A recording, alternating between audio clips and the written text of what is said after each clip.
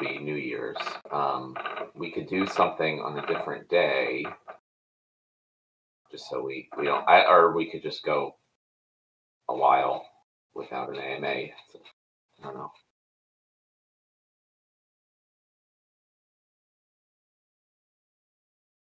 Yeah.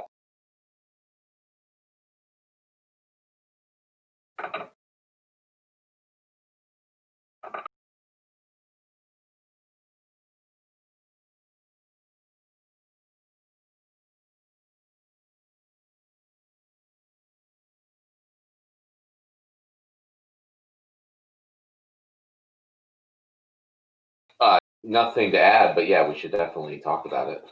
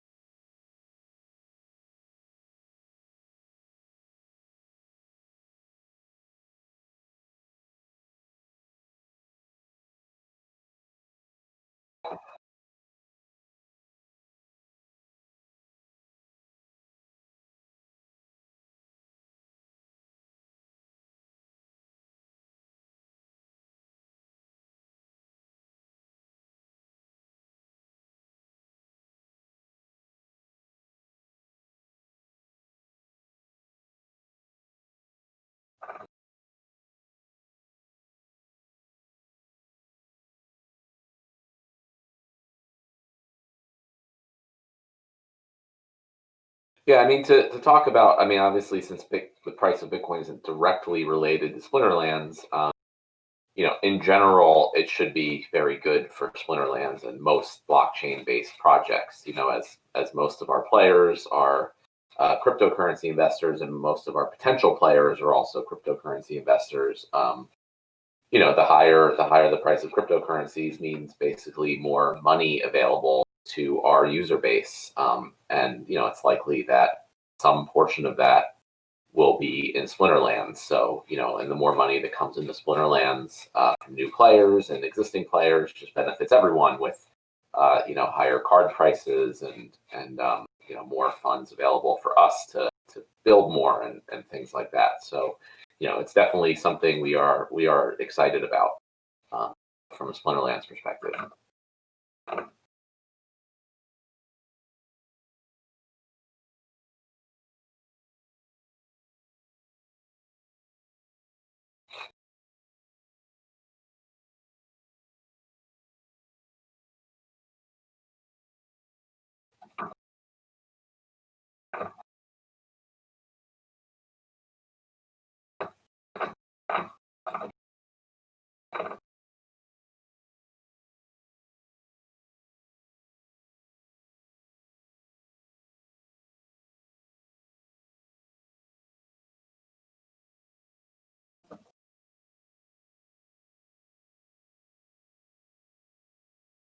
Yeah, not only the user interface, but we talked about there's going to be new cards called gladiator cards, which are only usable in guild brawls. So those need to be designed. I mean, there's a bunch of stuff to do, but we kind of went through all the designs with Nate earlier in the week, and I'm super excited for it. I think it's just going to be a really fun thing, with like new types of new cards, new potential rules for the battle, because there'll be a barracks which will allow home teams to kind of set different rules for battles and things like that. So it'll be a really fun way for guilds, to battle each other and kind of play around with different cards and different rules.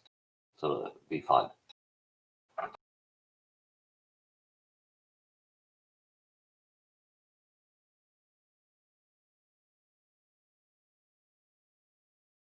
No, for I don't think so. Um, The new rule sets. Yes, I got the images, and then I haven't put them in yet. So yes, so some new rule sets will be coming to the game shortly, hopefully. You know, time depending.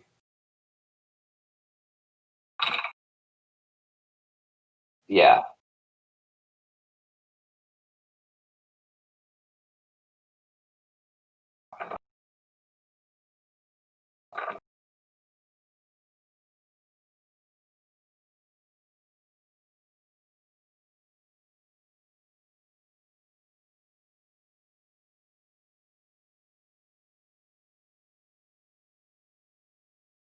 We should also talk about the raffle and totems post a little bit. Um, yeah. So yesterday we posted this, which I'm sure most of you have seen, but here's the link just in case. So we wanted to give a little more information about the totems and the raffle in general that's coming up, because we kind of felt that that was like an undersold part of this whole thing. There's going to be a ton of prizes in this raffle. So the retail value of all the non-totem prizes is over $100,000 just by itself. And then the totems we have no like retail pricing on, but we wanted to talk about what they're going to do and how they're going to work, so we can give you an idea of their potential value and utility in the game. So the plan is that basically around half the totems that will ever exist are going to be given out in the raffle. So, once the game launches, it's going to be possible to discover totems while working on plots of land, but the rate will be relatively slow. So the majority, like if you want to get totems, pretty much you're going to want to, enter the raffle, or you're going to have to pretty much buy them from someone who has entered the raffle and won some totems. And the idea is that they're going to give benefits to your plots of land. So the totems will have the different rarities from common to legendary, which will increase the amount of benefit that they provide. It'll be like a boost to your production or something like that. And then there'll be a whole bunch of different totems of each rarity that do different things. So there could be a totem that boosts, Virtulium production, which is the life splinter um, material used for crafting, the magical resource. Yeah.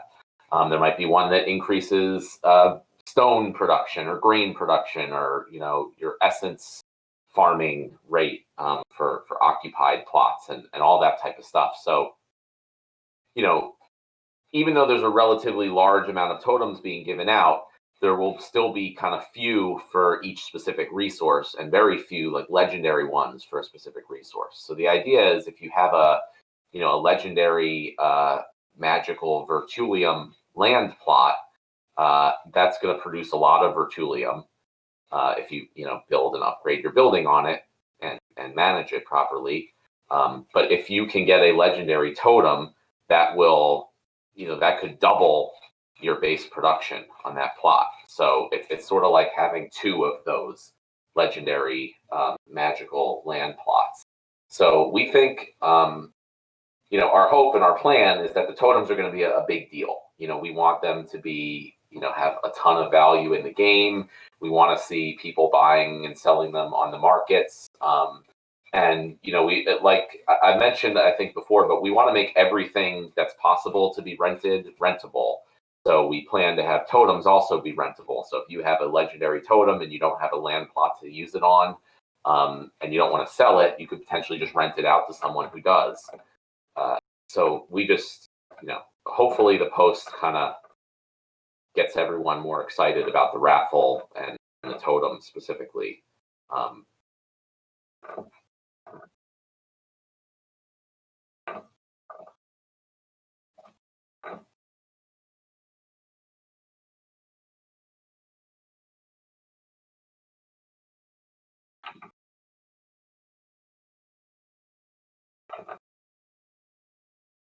Yeah, I mean, we talked about in the post that we're sort of planning that a legendary totem will double base production on a land plot. So that would mean, like, if you have a legendary totem on a plot of land, it's effectively like you have two of that plot of land.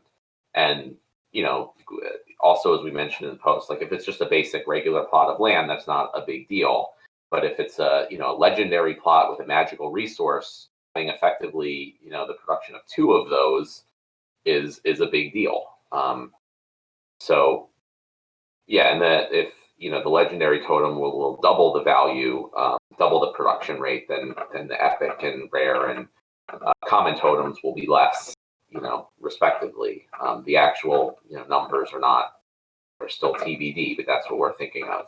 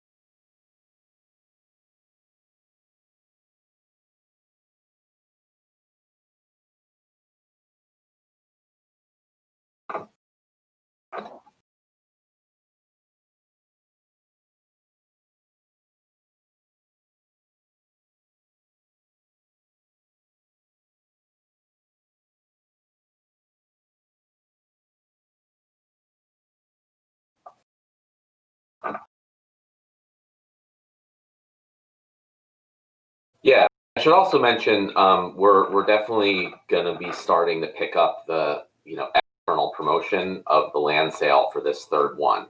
For the first and second, since it was pretty clear that it was going to be sold out by our player base, we held off a little bit on external marketing because we wanted to give you guys more of a chance to get your land. At this point, we've started talking about getting some paid advertisements on some different sites. We have a PR firm that's going to help us put out some PR around this.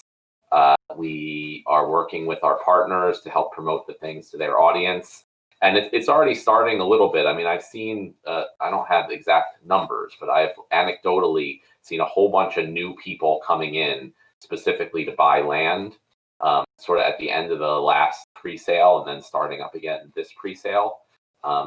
And so it's really good to see a whole lot of new faces. I mean, I don't know, Aggroed, if you check our purchases on a daily basis, but I just see like a way more new people where I'm like, I don't know who that is, who's this, versus maybe 3 to 6 months ago where the purchases were mostly from people we knew, people who are probably in this AMA or in the Discord regularly. So that's kind of a just like non-specific metric I look at, is just like how many of the accounts don't I recognize that are making purchases in the game on a daily basis.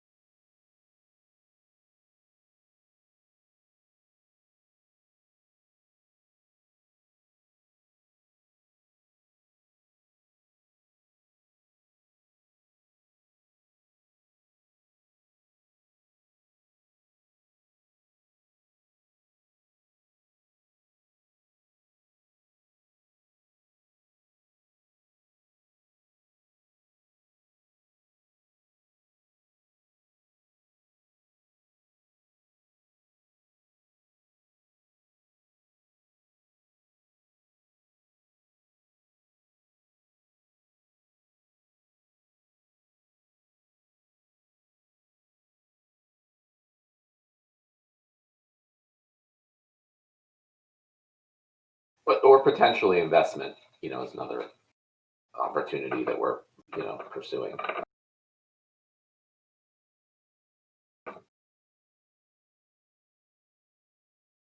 I mean, I think all we should say is that we are potentially looking at raising venture capital funding if the appropriate situation arises. And if anyone's interested in that or knows someone, feel free to contact Aggroed or I.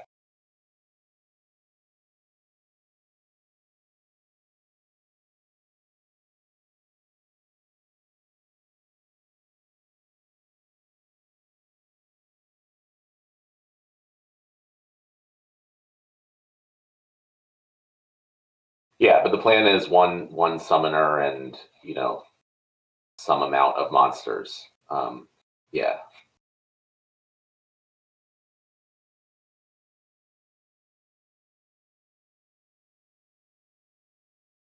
No, well, I mean, I was going to say we don't know what we're still working out the details. That's not going to be ready for a while, but I mean, in general, we want legendary plots to be legendary, so should be significantly more.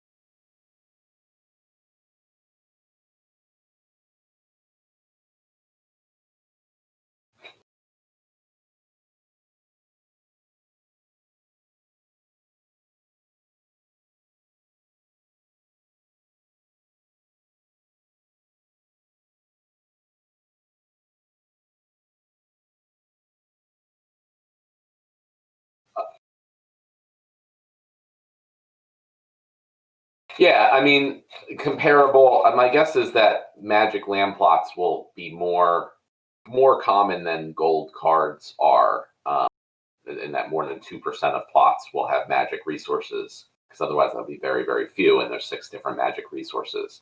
But the idea is that land has rarity just like cards do, and then there's also this other thing. So cards have foil, which is gold foil, and the equivalent for land is well, there's two. There's magic and there's occupied.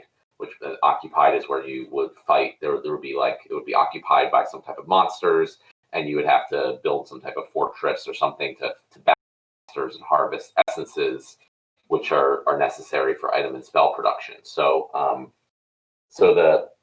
the natural, magical, and occupied land types are sort of the equivalent of foil for cards. So that's what we meant by that. So if you have a magic or a occupied land plot that's also legendary, it's sort of the land equivalent of a gold foil legendary card.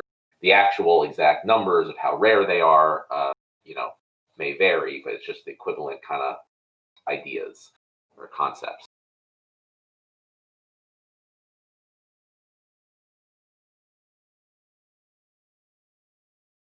Yeah, I saw that actually. That was and a whole bunch actually, bought the spell book. So yeah, keep doing your thing, man, and let us know if we can help with that.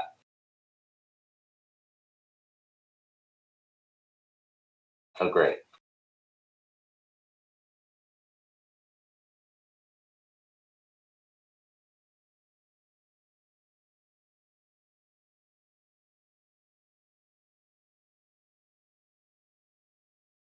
Yeah, again, with not saying exact numbers, but my plan is it would be similar.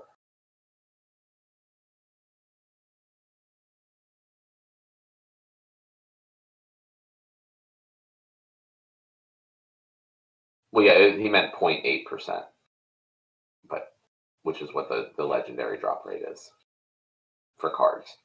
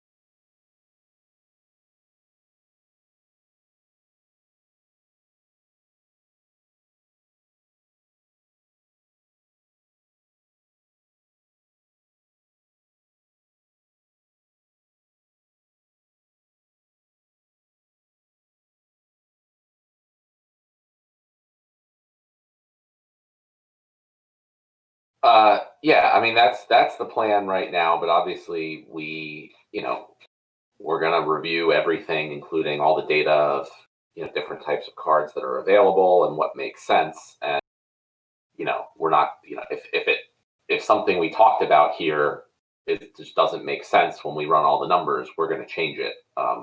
So that's a general caveat for everything we talked about. But our plan at the moment is that you have one summoner who's like the foreman, and then some number of monsters, which may be limited by the type of land or the level of the building on the land. How many monsters you can put, and then the yeah, and then the idea is that higher level and higher rarity, and earlier editions, gold foil, they'll all have additional bonuses. Like there'll be an alpha max level gold foil legendary would be the most productive in general. Not taking into account other factors, but that would be like the most productive card in general. So then it's up to people to decide.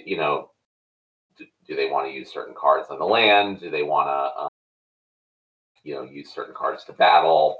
So there'll be a bunch of cards that, just like Edward mentioned, don't get used in battle. Those would be an easy pick to work on land. And even if it's not, even if it's a common like Rusty Android or whatever, it's still, if you can get a bunch of them relatively cheap, it still may be beneficial to just throw them on your common land plots as workers and get some pretty good benefits versus the cost of getting a gold foil alpha legendary. It might be much more efficient to use a bunch of Rusty Androids.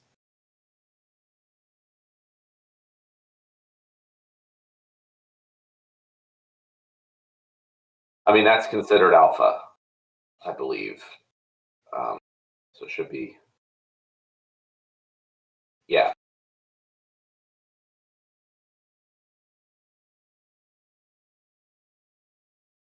Is it?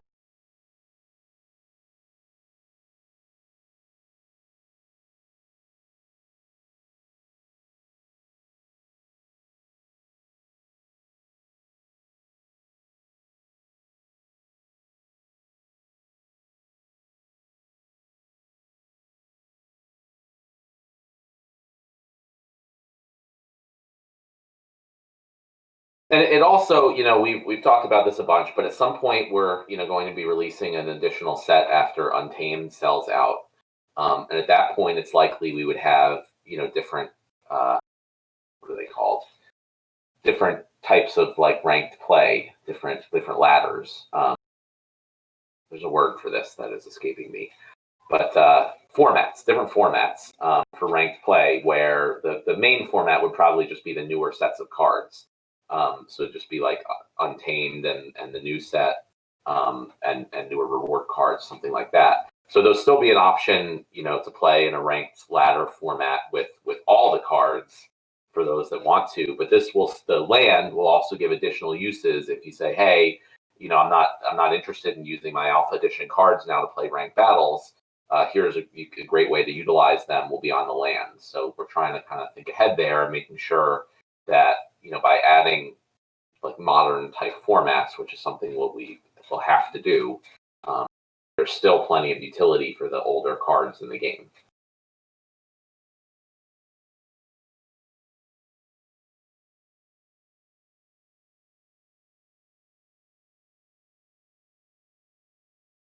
Yeah, that's a good general topic. So our plan is definitely to launch a second reward pool.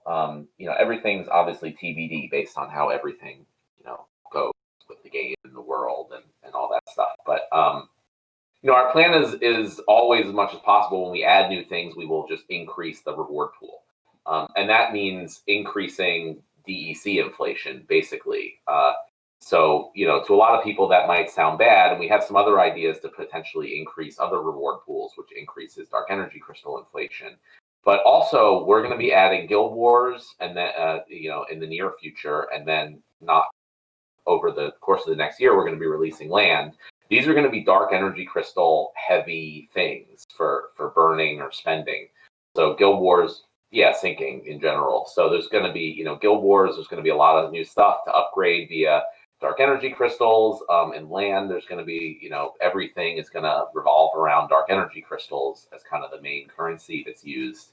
So, there's going to be, if there's going to be too much dark energy crystal sinking, that can also mess up the economy in itself if we don't add additional inflation and reward pools to sort of counteract that. Our goal is, as always, to kind of keep dark energy crystals around the value that we accept them for in the shop. So we think all these things are kind of going hand in hand, and it's planned out that way. We're going to add a bunch of features that you need to sink dark energy crystals in to improve and move forward. And at the same time, we're going to increase reward pools in various ways, so there'll be more opportunities for people to earn, which really I think benefits everyone, because if the reward pools increase, then you sort of have a choice. You can say, great, I'm getting more dark energy crystals. I want to use them to upgrade my guild buildings and get more stuff there, or I want to use them to upgrade my land buildings or various other things. Or you can just say, screw it. I just want to, sell them on the market and get some money out of it, and that's fine either way. We overall will just increase the amount of rewards, and that will be offset by the players that choose to spend those rewards on the new features we're adding in the game.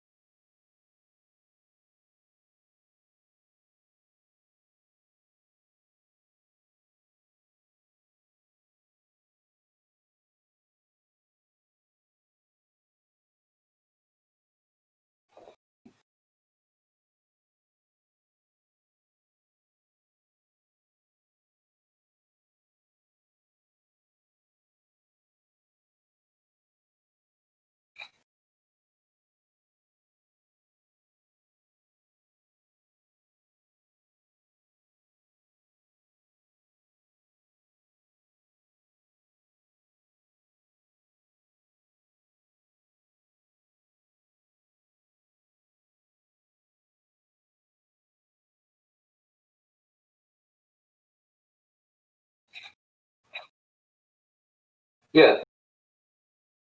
definitely. So a lot of people, from time to time ask me about like why aren't we trying to make dark energy crystals more scarce, and limit the availability.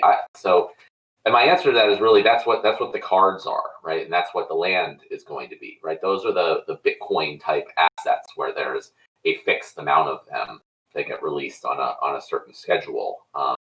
And so, their value is, based on the market completely. Dark energy crystals is sort of like the stable coin equivalent, right? Where the idea is that it's used as a currency in the game.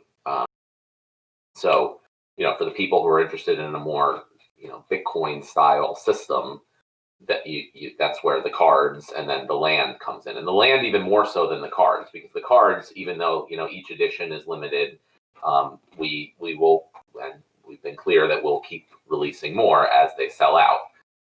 So it's sort of like Bitcoin forks or whatever, you can think of it that way.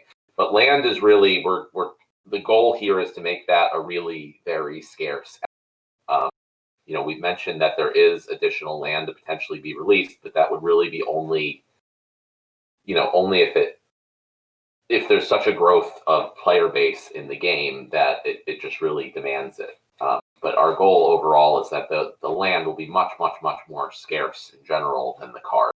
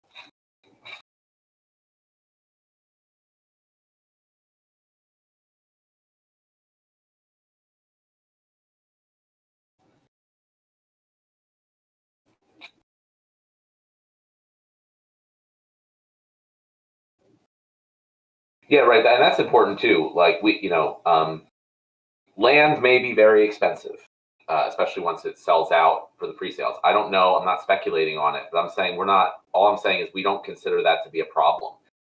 No one is required to have land to play the game. It's just this. So we want to make sure with cards that everyone can get cards at a reasonable rate. You can't get alpha cards or beta cards, maybe, but you can always get the latest set of cards at a reasonable rate. It's not too expensive. New players can get in and start playing and get stuff without a huge budget. That's important for cards.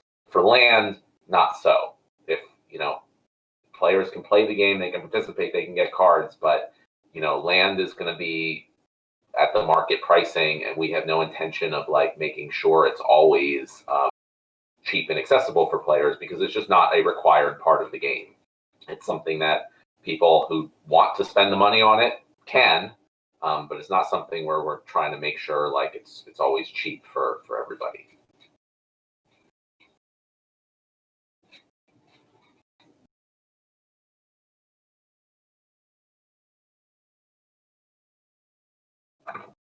Um, yeah, I mean, it was very successful. It was awesome. We had a ton of people participate. There was, again, anecdotally, a few people that heard about the promotion and joined the game to participate specifically, which is also fantastic. Um, so yeah, I mean, I couldn't be happier with that promotion, and we are definitely going to be doing more very similar promotions in the very near future. So be prepared for that. Yeah, I mean, I guess we could, unless you're kind of managing that, so it's up to you. Yeah, so go ahead.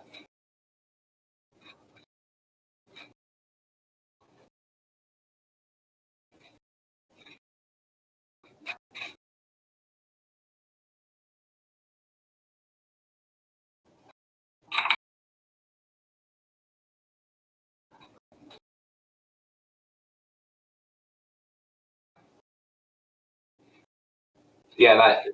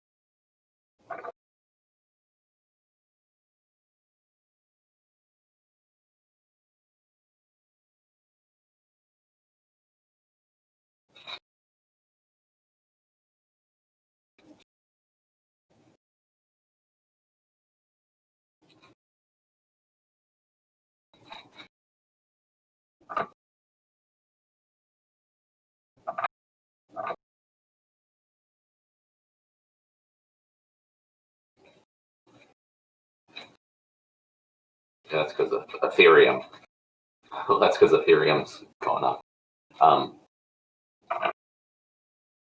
But yeah, and in general, I would try to avoid doing like back-to-back promotions. But both of these games, have new sets coming out now, and they want to promote it ahead of their new sets coming out. So happy to work with them on it. And basically, just it provides more stuff for all you guys, right? So any opportunity we have to just provide more stuff to our players, that's a win for us.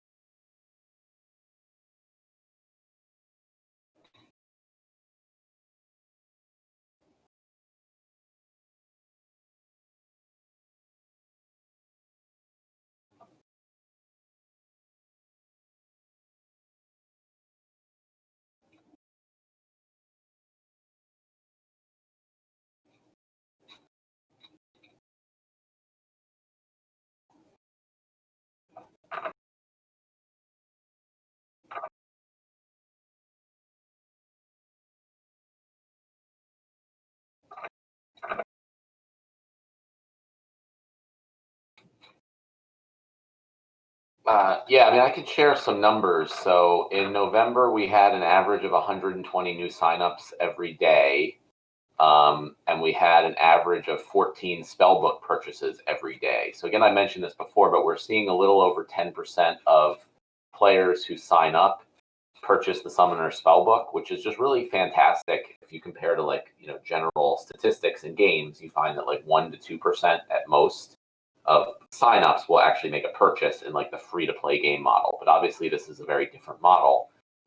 So we're seeing much higher numbers, and then our goal is obviously to just increase our signups as much as possible while also, educating people on, better to spend money in a game like Splinterlands than in a traditional free-to-play game. Brave, the conversion rate's around 12%, actually, Neil. It's much better on the desktop site than on the mobile app currently. One thing is that we're working on adding the tutorial to the mobile app to hopefully help with that. But I also just think that in general, desktop site people are, more serious. So I expect that to always be the case. I actually have to jump off the call in a couple minutes because I have an appointment at 10.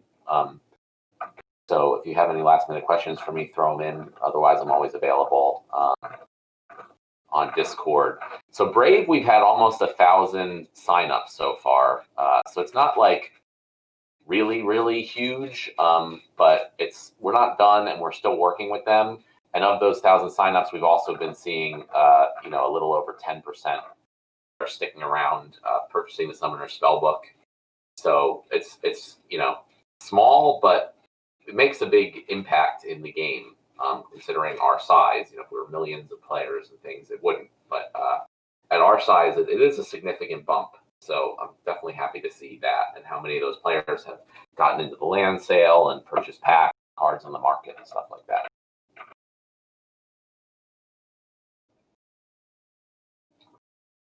Oh, nice. I didn't see that.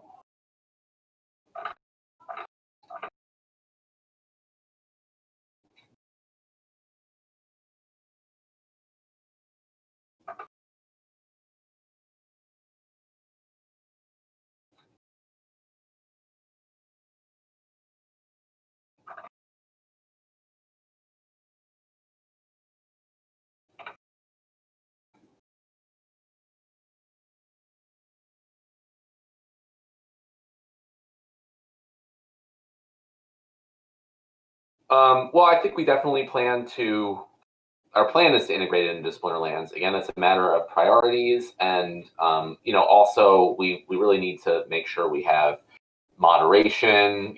People monitoring it like they do the Discord. So there's a lot of stuff to consider beyond just simple technical integration. So we want to add more chat options and features available through the main game website. I don't know when that will happen though. I do have to jump though. I apologize, guys, but I have an appointment at 10.